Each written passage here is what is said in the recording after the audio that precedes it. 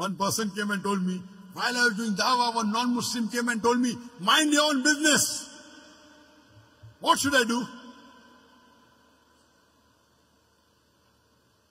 I told him, I gave him incidents.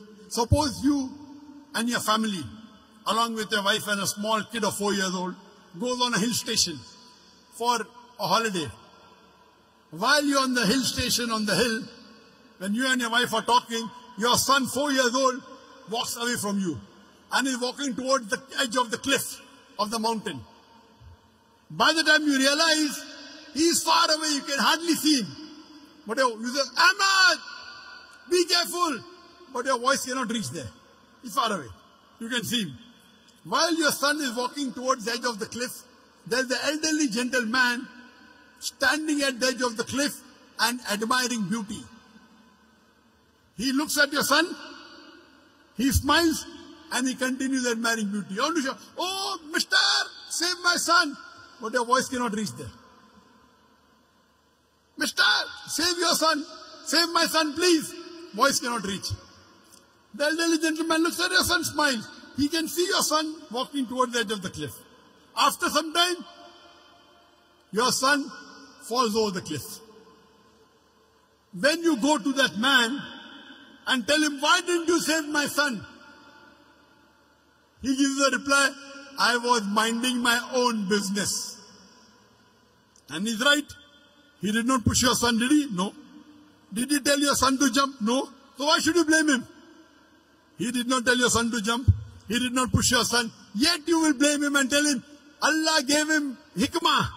He could have saved my son easily. He didn't even have to take a step forward. He only had to stretch his hand and my son would have been saved. Will you blame him or not?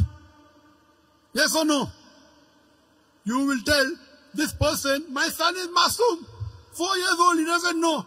This elderly gentleman could have easily saved him.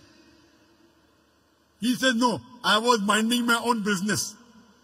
When anyone tells you, when you're doing dawah, that mind your own business, tell him, that's what I'm doing. I'm minding my business. It is the business of every Muslim to mind other people's business as far as deen is concerned. Let me repeat. When anyone tells you mind your own business while doing dawah, tell him, it is the business of every Muslim to mind other people's business as far as deen is concerned. كُنْتُمْ خَيْرَ أُمَّةٍ أُخْرِجَتْ لِلنَّاسِ تَأْمِرُونَ بِالْمَعْرُوفِ وَتَنْهَوْنَ عَنِ الْمُنْكَرِ.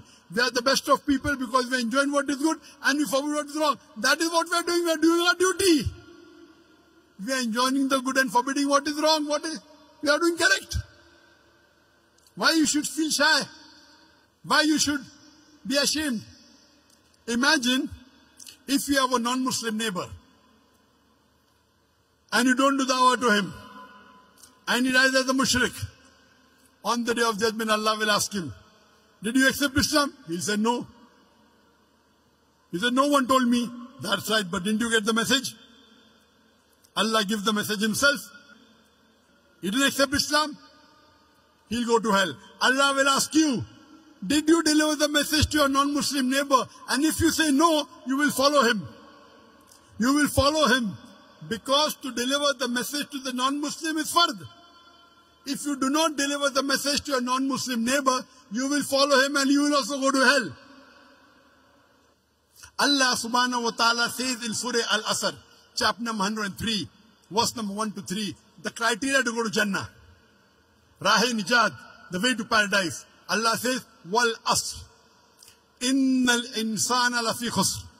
Illa alladhina amanu wa amilu salihati wa tawasaw bil haqqi wa tawasaw bis sabr. By the token of time, man is verily in a state of loss. Except those who have faith, those who have righteous deed, those who exhort people to truth, and those who exhort people to patience and perseverance. There are minimum 4 criteria required for any human being to go to Jannah. Number 1 is Iman, belief, faith. Number 2, Amal Salihat, righteous deed.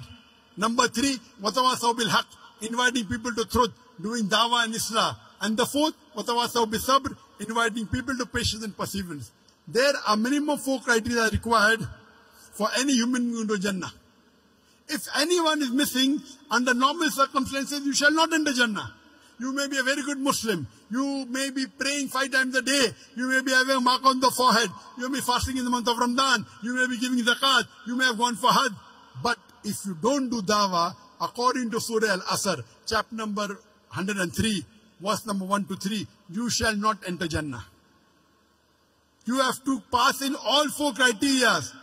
If you only dawah is also, all 4 are important. Iman, righteous deed, dawah and islah, and inviting people to patience and perseverance. If anyone is missing, you shall not enter Jannah.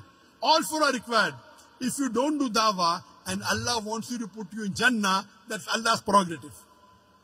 He can forgive your sin and put you. But under normal circumstances, if you don't do dawah, according to Surah Al-Asr, you shall not enter Jannah.